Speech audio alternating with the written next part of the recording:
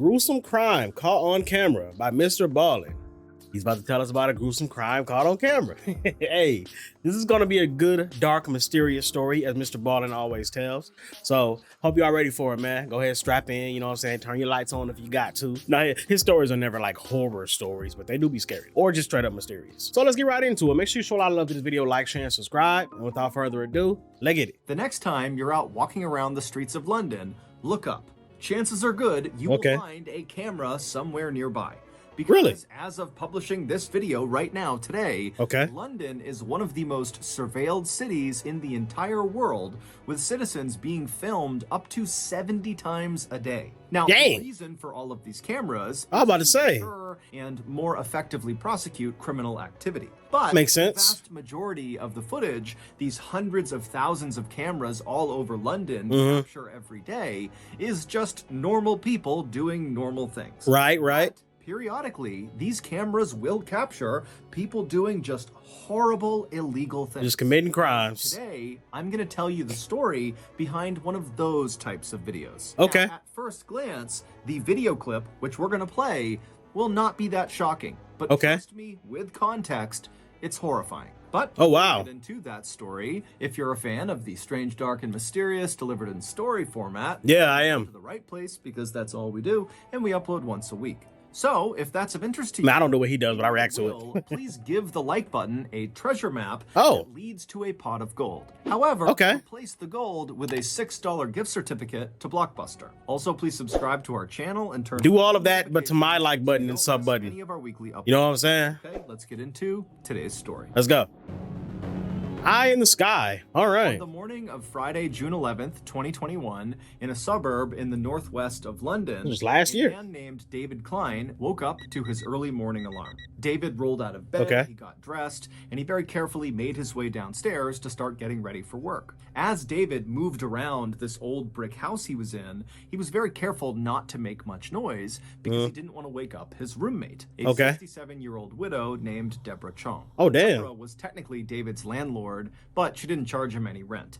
The two had met in church, and when Deborah had learned that David didn't really have a place to live, she had immediately volunteered her house and told David to come live with her for free. David her generosity, what the hell? And immediately took her up on the offer.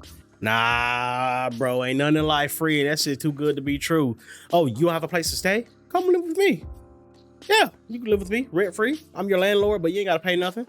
Just move in.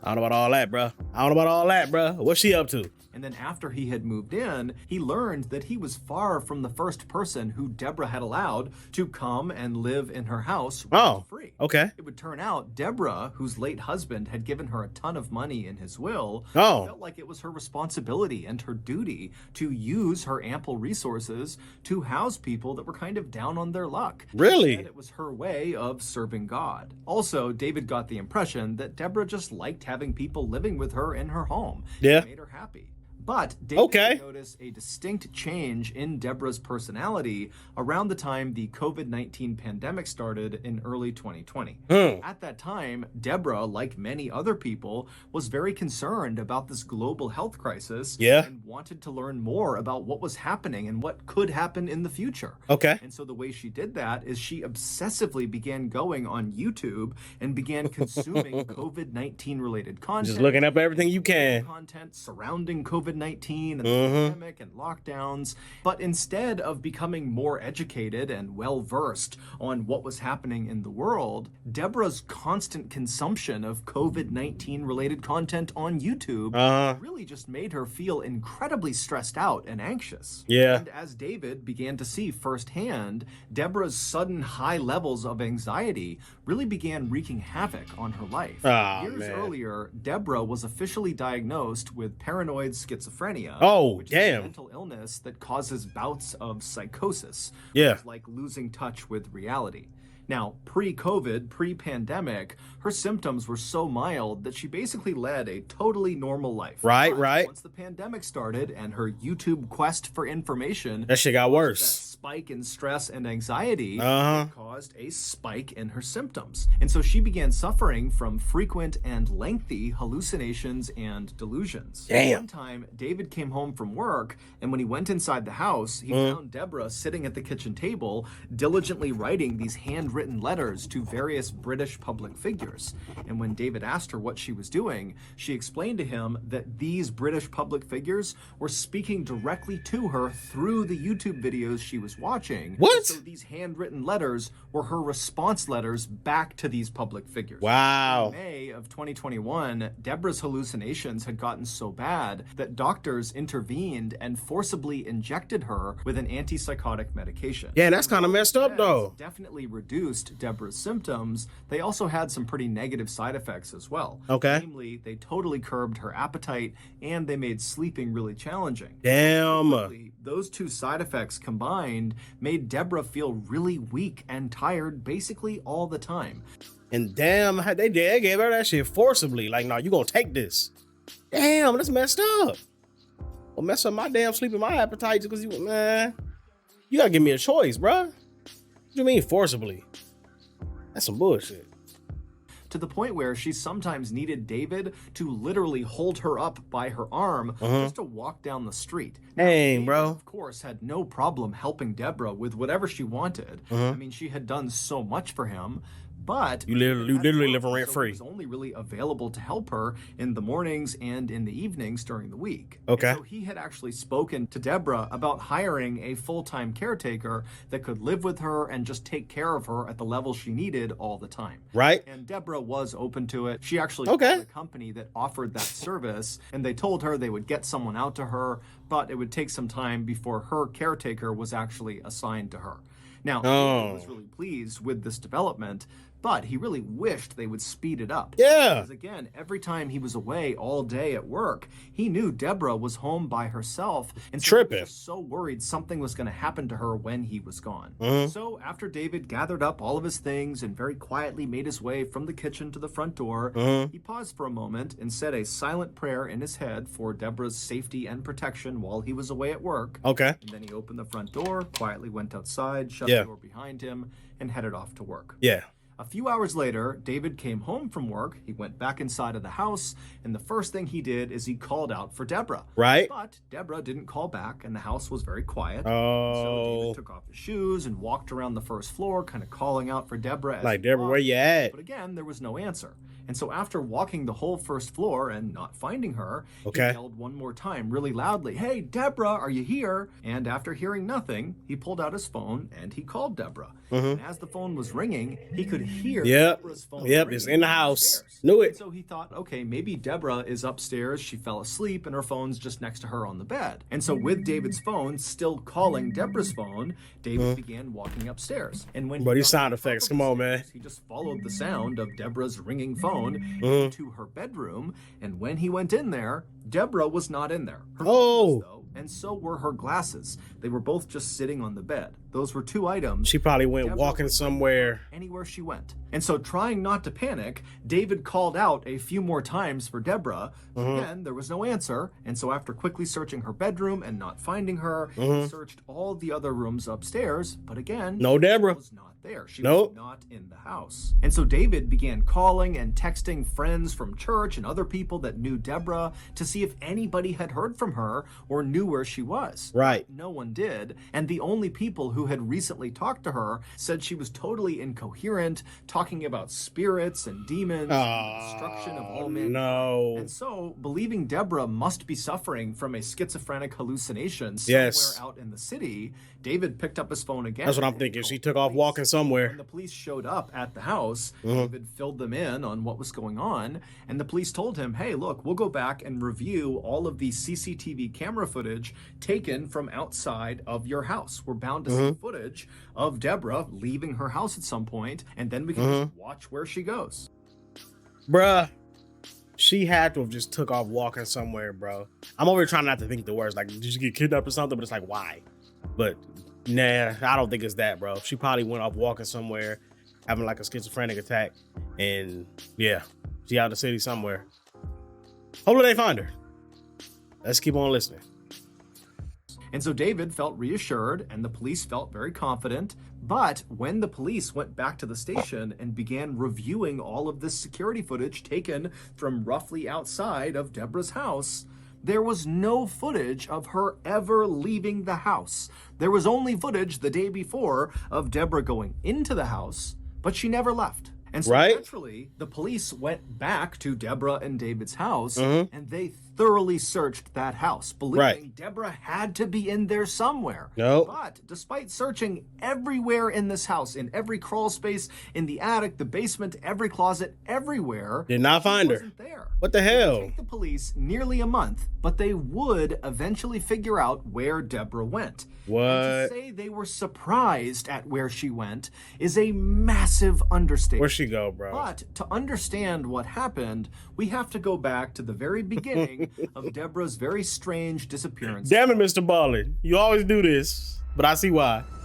It all started about 10 months before Deborah actually went missing in August of 2020. That month, Deborah met a 36-year-old woman named Jemma Mitchell at one of her prayer groups. Oh, it says there. Okay. Jemma was very religious, and so the two women became fast friends. Which means was 30 years apart in age. Deborah would confide in Jemma about her mental health struggles, and Jemma would confide in Deborah about her house/financial troubles. Basically, Jemma, a couple years earlier, had given money to a contractor to fix up her house, but the contractor had taken her money, not done any work, and then run off. Damn! I'd be mad as hell. Needed to do these renovations, and so she wound up hiring a second contractor who did begin work. But during this process, Jemma realized she would never be able to recover the money that was stolen from her from the first contractor. So when she realized she wasn't going to get that money gone, she knew she would not be able to fully pay the second contractor for his work.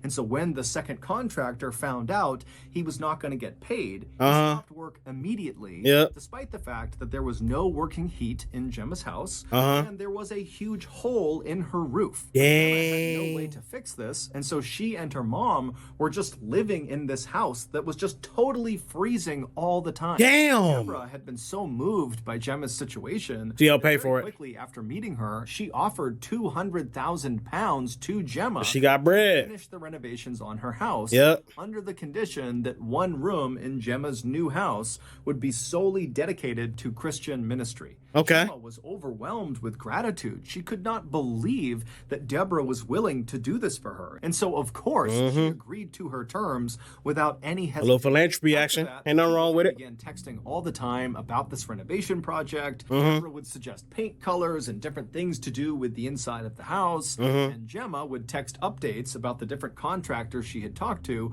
who could do pieces of the renovation. Deborah was always inviting Jemma over to her house, and she even began referring to Jemma as her sister. Jemma loved it because Jemma actually wanted to be much closer with her own biological sister, but they had kind of drifted apart. And so for Jemma, Deborah really did feel like the sister she was supposed to have. But their relationship was about to change drastically. Wow, what happened? In May of 2021, so 8 months after the two women met for the first time, and 1 month before Deborah would vanish, Deborah was forcibly injected with that antipsychotic medication in order to combat her paranoid schizophrenia. We remember that. Right after Deborah got this injection, she began treating Jemma totally differently. She basically stopped communicating altogether with Jemma. In the rare times she would text Jemma, it was just to berate her about being a hoarder or being too messy and sloppy. Jemma to make of her friend's new behavior. But she knew, Deborah was going through a really tough time. So Jemma just kind of took the abuse. And didn't say anything. Yeah, she like, bro, like, I know that like they made you take some medicine. This ain't really you. It's probably the medicine that changed you, bruh. So I can't even really hold it against you like that. You know what I'm saying? Like, you kind of being an asshole to me, but it ain't really your fault. Damn, bro, that's a tough situation. You kind of just got to deal with that now. That's messed up. When Jemma did try to talk to Deborah by asking about the renovation project, which was quickly approaching on the horizon, Deborah would tell Jemma not to talk about it, that it was too stressful and just don't bring it up again. And then one day, Deborah just called Jemma out of the blue and said, I'm not funding the Oh, you're on your own. I knew that was coming, bro. I knew it was coming. I knew it was coming. She hadn't gave her the money yet for it. And now she like, nah, you ain't getting the money for it, bruh. Damn, bro. Ah, that's tough. That's 200K you expect coming. And that ain't even 200K for your pocket. That you spending all that money on house renovations. You got everything planned, the date coming up. And then right as it's getting ready to come up, she tell you, you know what, that $200,000 I was gonna give you, you can't get it now. Sorry. Damn, bro. Oh, I'd cry, bro. I'd cry. I'll be in the house. That's not funny, but I'm telling you, I'd be in my feelings. Whew. All right.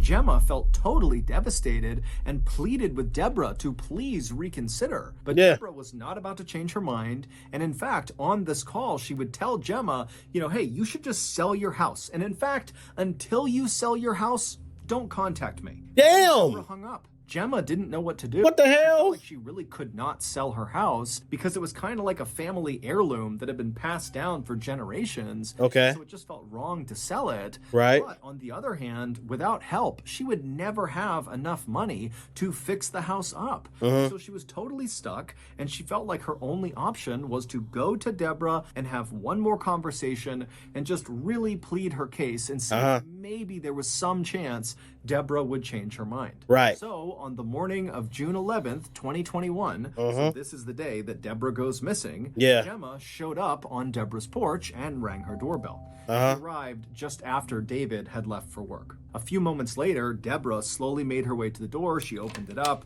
She saw Jemma out there and asked, you know, what's going on? And Jemma just very politely said, would you please let me come in? And can we just talk one more time about the renovation? Right. And Deborah, who was not very enthused at the idea of having this conversation, said, you know what? Okay, come on in. And so Jemma would go inside, and the two women would go sit down, and they'd exchange some pleasantries.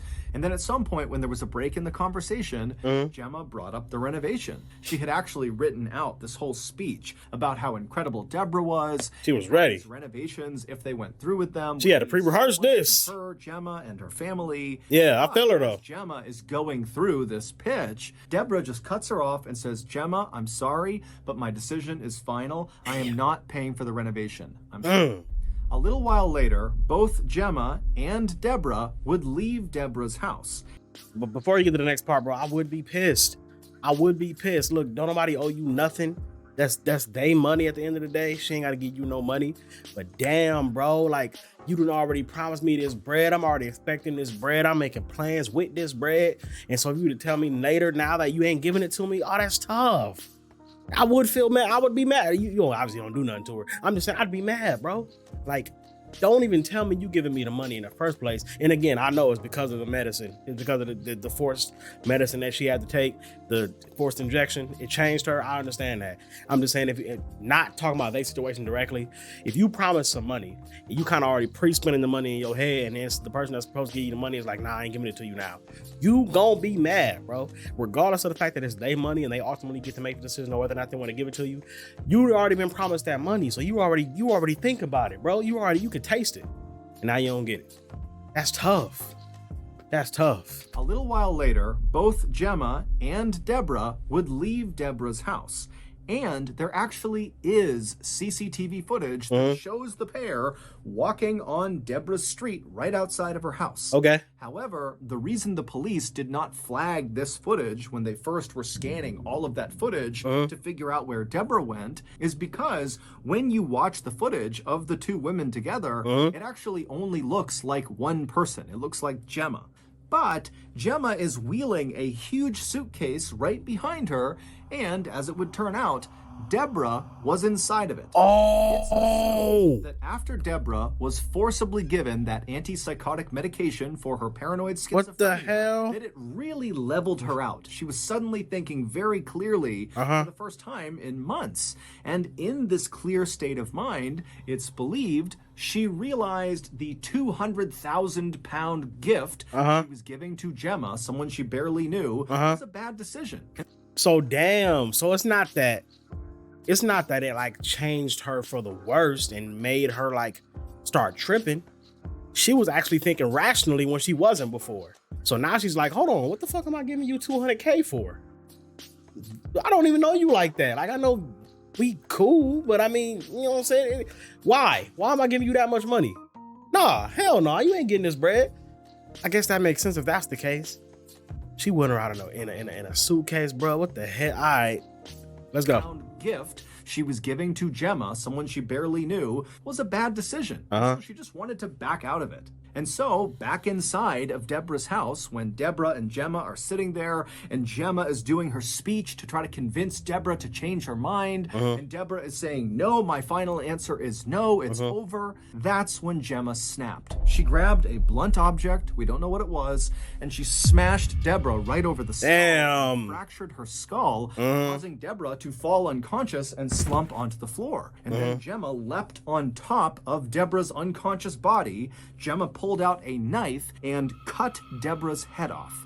And then afterward, Jemma cleaned up all the blood in the house and then stuffed Deborah's body and head into that big suitcase. And then after Jemma stole several legal documents and a copy of Deborah's will, she walked out of Deborah's house with Deborah in the suitcase behind her. Damn! With Deborah all the way back to her house, and then she would leave the suitcase, with Deborah still inside of it, in her backyard. She would just leave it there for 2 weeks. God and damn! Then after those 2 weeks, Jemma would take the suitcase again, still with Deborah's body inside of it, and transport it 250 miles away to a seaside town where she would dump it. And in that seaside town, some vacationers would discover Deborah's body and call it into the police. On July 6th, that's 2021, crazy. Police would arrest Jemma on suspicion of murder.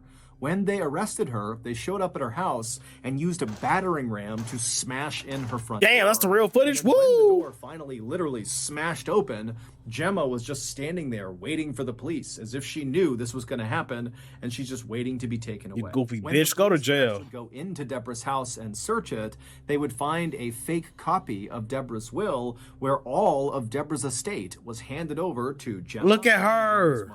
In October of 2022, How to take everything. Jemma was found guilty of murder and sentenced to life in prison with a minimum term of 34 years. Yeah, 34 to life. Jemma insists she did not kill Deborah. Shut your ass up. Yeah, you did. Who else did it? Damn, y'all, that's bogus, bro. This bitch Jemma done killed Deborah and put her body in a suitcase. Cut her head off. What the fuck is wrong with you? You gonna try to sit here and talk about you ain't do it. Who else did it?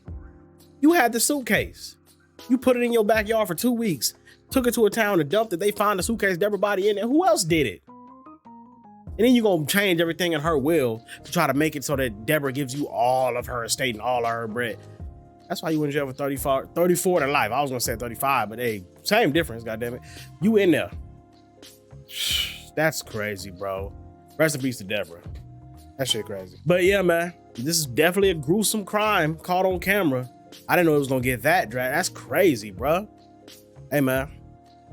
Make sure y'all show a lot of love to this video. Like, share, and subscribe. Just like MrBallen said, turn the like button into a pot of gold and give it to a $6 gift certificate. I don't know what he's saying, bro, but do something to the like button. Goddamn it, go down there and dance on it. Stomp on it. Do something. And make sure you hit the subscribe button too. And if you hit the subscribe button, make sure you click that bell. You can't just hit the subscribe button and not click the bell and change it to all. You know what I'm saying? It's a piece of purpose. You can subscribe, but you gotta hit the all button so you can get all the uploads. You know what I'm saying? You can't do one without the other. And until next time, I'm up out of this thing, y'all. This is your boy Dairu. We signing out. Hey.